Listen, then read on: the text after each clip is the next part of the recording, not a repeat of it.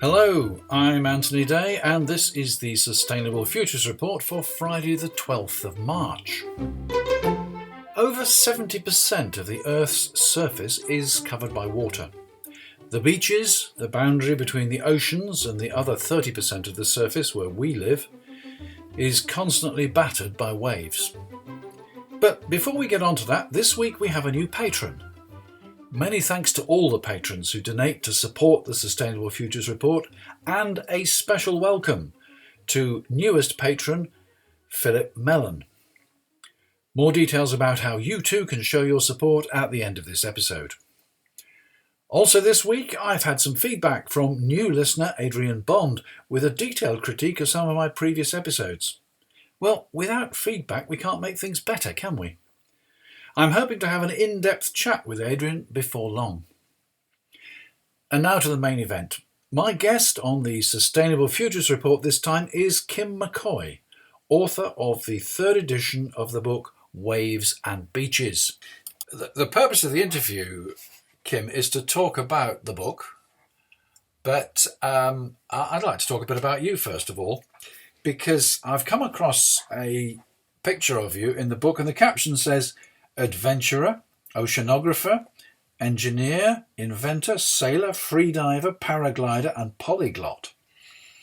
Would you like to fill in a bit on that before we actually go on and talk in more detail about the book? Well, it's been fun so far. I've lived in 7 countries, including England. I went to school in England for a while. Oh, yes. Near London. I went to university in the US, Germany, and France. And I lived in Italy. I was a principal scientist with NATO for a few years. Lived in Italy for 5 years. And along the way, you just sort of collect things, hobbies and interests and passions. And I've been freediving since I was about 11, and so breath hold diving, although I also did tank diving. So, and I've done over 40 major field experiments, domestic and foreign, all over the world. Worked with the National Science Foundation. Ran a company for the better part of 30 years, and we designed and built oceanographic instruments. And we sold those all over the world and participated in experiments with all sorts of institutions. Spent about a year of my life in polar regions and nine trips to polar regions. I think that really gives us a lot of information about why you are the man who should have published this book, which we're going to talk about, Waves and Beaches. Waves and Beaches, the powerful dynamics of sea and coast. The third edition, which you have produced, will be published next week. I had spent years doing coastal wave dynamics, so that's why I had used the book as a textbook. So I already was front-loaded with the expertise, shall I say, and experience in the field. So it was just a natural for me.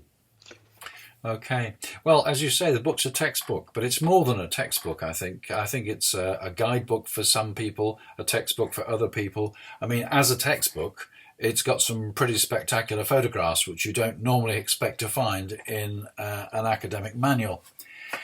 Who, in fact, is this aimed at? I think it's quite a wide range of potential readers, isn't it? Well, it's really anyone who's interested in the coastline. For some people, the coastline is an emotional thing. You know, they go there for quiet and open spaces. And some people look at the coast, they're coastal engineers. So this book is really a hybrid of emotions and equations. So it's a difficult thing to say who's the readership, because there are certainly people that are rotor heads, people like myself that studied math and physics and other disciplines that will find very, very useful information in it. But there are also people that will just read the captions of the photographs and acquire very substantial understanding of how the coast interacts with the sea. Yeah, because you've got detailed mathematical calculations and explanations of the dynamics of waves on the one hand. The chapters which I found particularly interesting, of course, was number 5, the winds and waves of climate change. Climate change is a game changer, isn't it? How, from a waves and beaches perspective, are we going to see changes? The winds and waves of climate change is really a large net over trying to let people first understand that changes are occurring.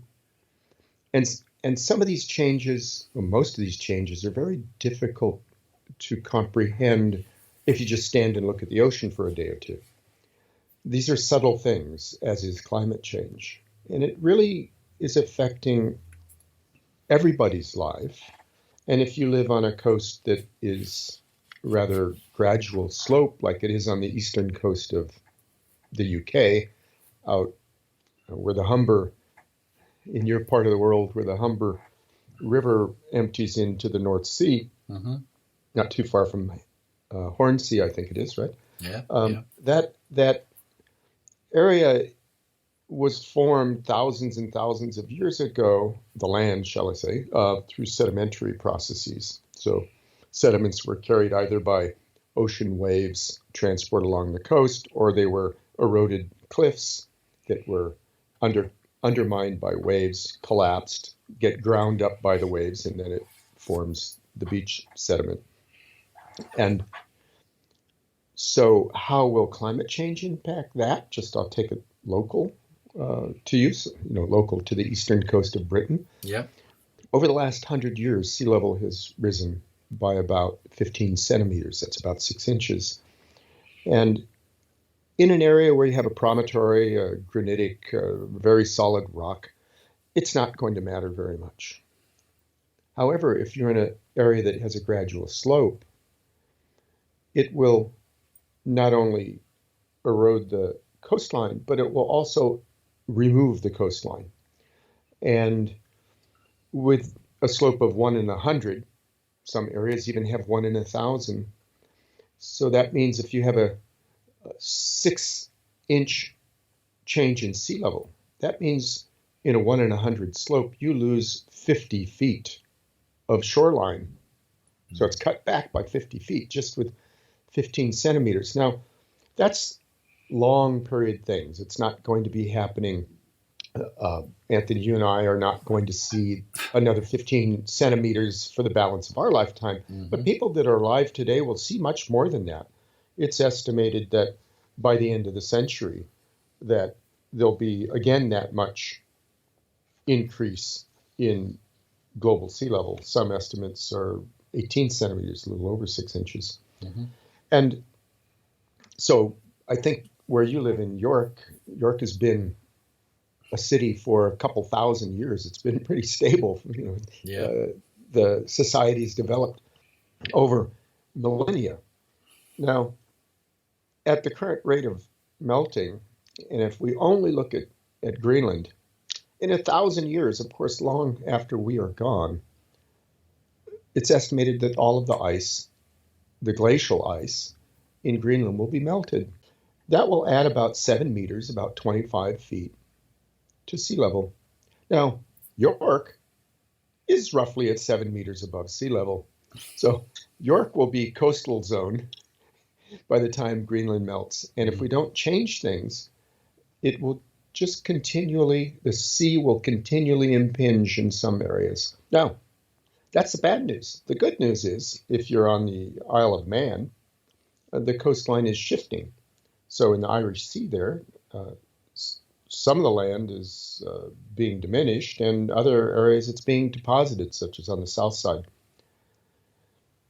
However, the people in the Isle of Man, it's been worrisome enough for them that they've created a national strategy.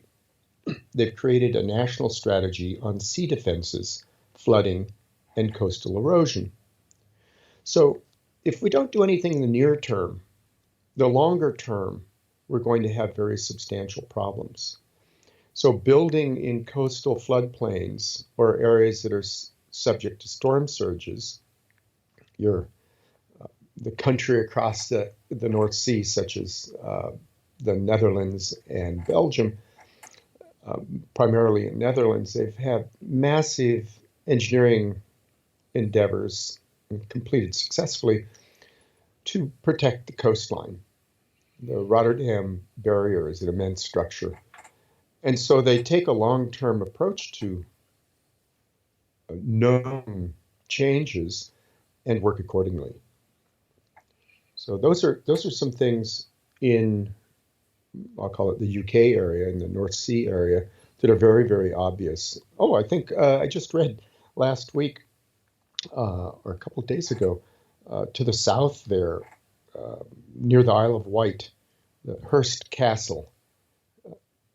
It's part of the wall has fallen into the sea. That was built during Tudor times with Henry VIII. Yeah. So something that's been stable since the 1540s is no longer stable. Now that's sort of a little, I mean, things fall down, but this thing fell into the sea. Yeah. So, it's no longer subtle if one wants to observe it. If you want to have an ostrich approach to it, nothing's changing. The sand will look the same if your head's in it. But if you look at the data, and luckily we have lots of satellite data and really millions of sensors spread between being in the sea, on the land, and viewed from satellites, really millions of data points every day, we're now understanding some very, very subtle things, and the movement is not in a good direction. Okay. Well, if we take a global view, a large number of international capital cities are on rivers and on river estuaries. What can we do about that? I mean, they are surely going to be at risk. Are we able to manage that risk, or are we going to have to see these cities moving inland? Well, you touch on something that is hopefully gaining much more attention on an international level.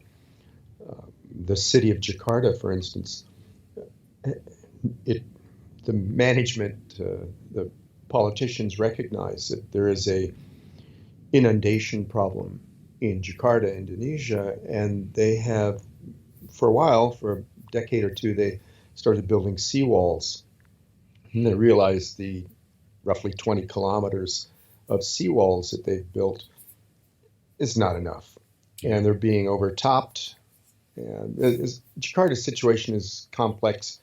The land is sinking at the same time the global sea level is rising.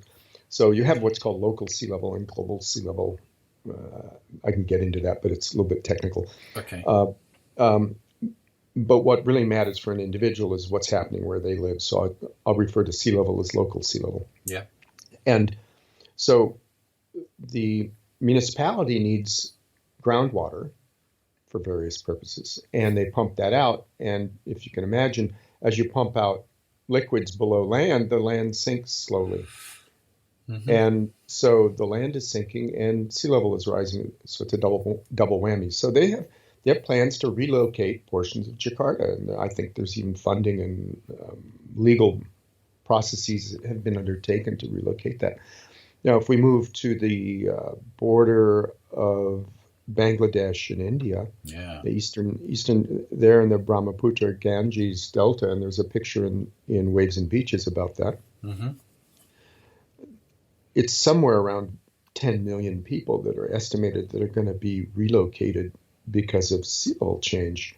The delta, the Ganges Brahmaputra Delta, has the greatest sediments of any river in the world. It has sediments that are estimated to be about 20 kilometers deep in some areas. It's been taking stuff out of the Himalayas for millennia. Yeah.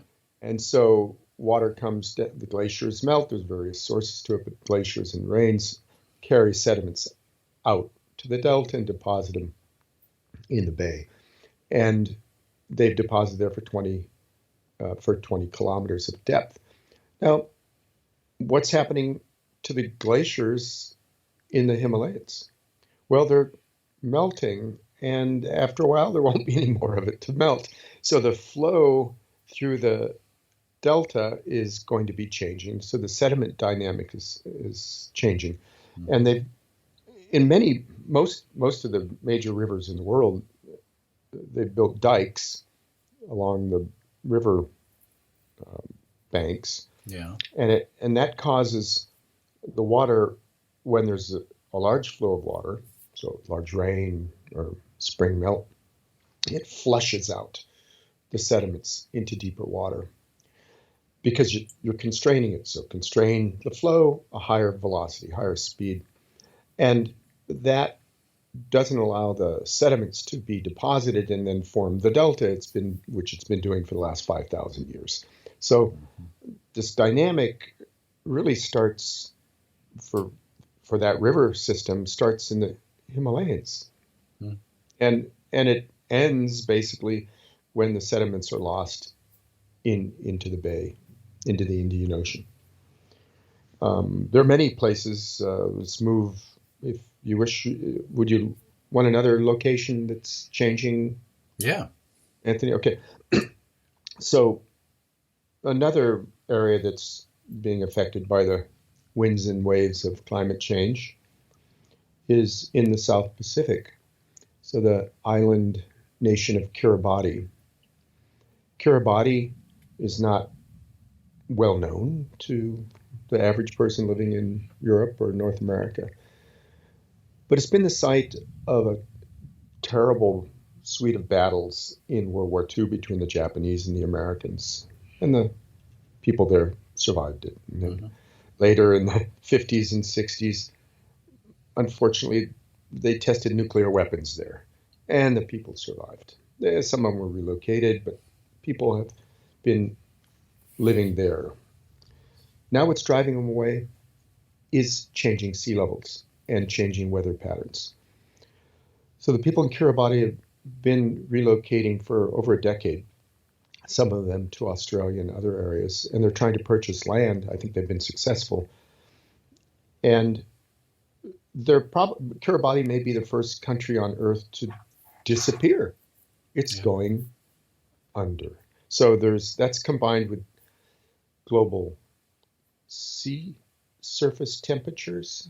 So the upper few meters is what influences that's what the coral reefs experience. So there's a relationship between coral reef bleaching events, so the die-off of the coral reefs, and water temperatures. So unfortunately, Kiribati has had a couple of very major coral reef die-offs, and it hasn't recovered from the one that occurred 5 or 10 years ago. I think it's like 60 or 70. I can't remember the exact number. Percent of the reef has died off. Yeah, yeah. And the Great Barrier Reef in Australia is dying off, unfortunately, isn't it? Yeah, the reefs are dying in many places. Yeah. And it wouldn't be so bad. Coral, it was a complex symbiotic organism. There's some phytoplankton that live with it. I'm not a biologist, but it's pretty complex, and they live at a certain depth. If they're too high out of the water, they get burned. If they're too low, they don't get enough sunlight. And so as sea level rises, you think, oh, okay, well, the coral reef is just going to grow in a different location. Well, sea level is rising too fast for the coral to build up. So a tree that grows, 3-4 feet, a meter in a year, hey, it's not a problem if the riverbank is moving around. It can get large and roots go out. Some corals only grow a millimeter. Yeah. There's deep water corals that grow millimeters in decades. So it's really a very slow process for the organism, however, a very fast process for sea level rise. And a very subtle thing with Kiribati is the wind climate has changed. So it's a hard thing for you or I to look out the window and say, oh, that wind has changed by 0.5% over the last 10 years. But satellite data can tell us this. And it's shown that the wind speeds have increased a small amount, very small, in the 1% range, and the direction of the storms has changed slightly. And what coral reefs do, they have what's called a spur and groove alignment, sort of like your fingers sticking out. And those spur and groove alignments are basically perpendicular to the wave fronts as they come in. And now you have a different direction of the waves during storms. So what usually occurs is the wave comes in, it goes up in between the wave and spur and grooves, goes up over in the lagoon and creates a flushing of the lagoon. So when you have a change in the intensity, you get more water going up over, you get saltwater inundation into the freshwater groundwater. So it renders the freshwater no longer palatable for human consumption and crop growing. So, and we know these things are happening. They're well documented, many, many peer-reviewed documents. And Waves and Beaches has about 150 references in the back. So if you want to auger in, dig in a little bit deeper into these things, there's all sorts of references available for the reader of Waves and Beaches. Okay. Just on the point you've been developing, the world has the objective to get to net zero carbon emissions by 2050.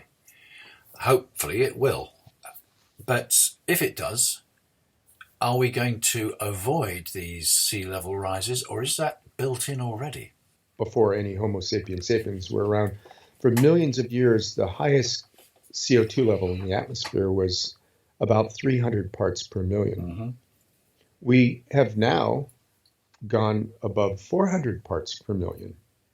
It's the highest it's been in millions of years. Yeah. And we also know that it's continuing to increase. The rate of increase is still, we're not reducing the carbon dioxide in the atmosphere. We're still adding to it by gigatons every year. Yeah. So there's an overshoot. And that's an area that I worked in for a while.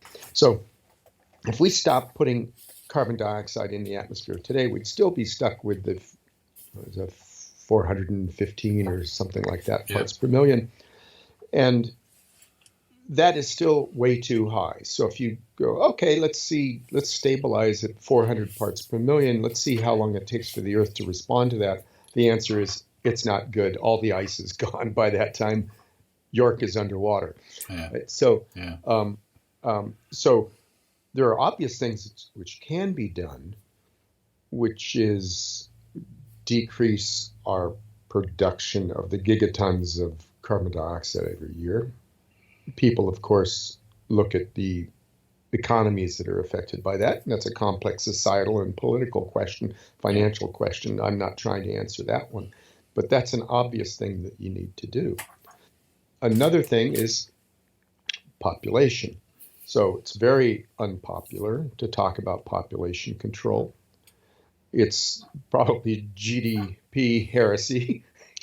Oh, you want to limit the number of workers? Oh, wait, what are we going to do? How are we going to pay for the pensions? What are we going to... So, but humans, the anthropogenic, human-produced carbon dioxide, that's where it comes from. So I'm not condoning or supporting or not, but it's an obvious portion of the equation. And then we have how we utilize what we use our energy for when we're doing things. For instance, we're talking on a computer. The amount of energy that goes to the number of megajoules that go into building a laptop is non-trivial. So how does one reduce the amount of CO2? If you buy a laptop every other year, well, you're using a lot of energy. Buy a phone every other year, that's a lot of energy. So do you really need one? Well, sure, they're neat and they're advertised, and so public relations tells everybody it's great. So everyone goes off and buys them like sheep. Unfortunately, we're adding to that problem. And individuals can change their behaviors without compromising their lifestyles one iota. Well, Kim, I think we could talk for hours on this, and we're just really only talking about one chapter so far. But thank you very much for your ideas and your insights. And thank you for doing this book, because I think many readers will find it very interesting, very useful. I think sailors and surfers, as well as oceanographers, will all find something in it. And as we said, it's published next week. And thank you very much for talking to the Sustainable Futures Report about it.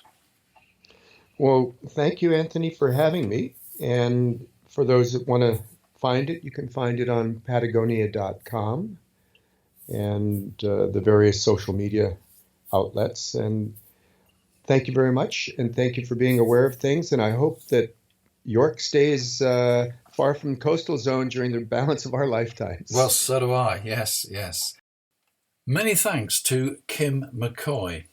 As he said, the book is published by Patagonia, the outdoor clothing people.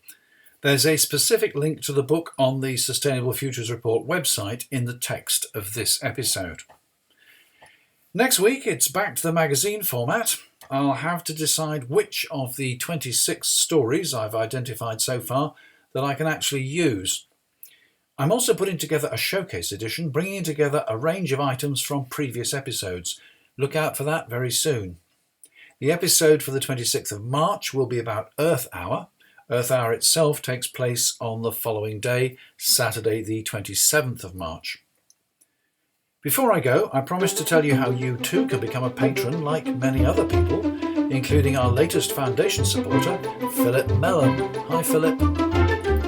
For a small monthly contribution, you can help me cover the costs of the Sustainable Futures Report. It's the only source of income, as there's no advertising, sponsorship or subsidies. As a patron, you will have exclusive access to the A to Z of sustainability, which I'm launching this month. A is for action, as I told you last time, and for a lot more besides. I'm always grateful to patrons for information and ideas. If you want to sign up, you'll find the details at patreon.com/SFR. That's patreon.com/SFR. Thank you for listening. That was the Sustainable Futures Report. I'm Anthony Day. Until next time.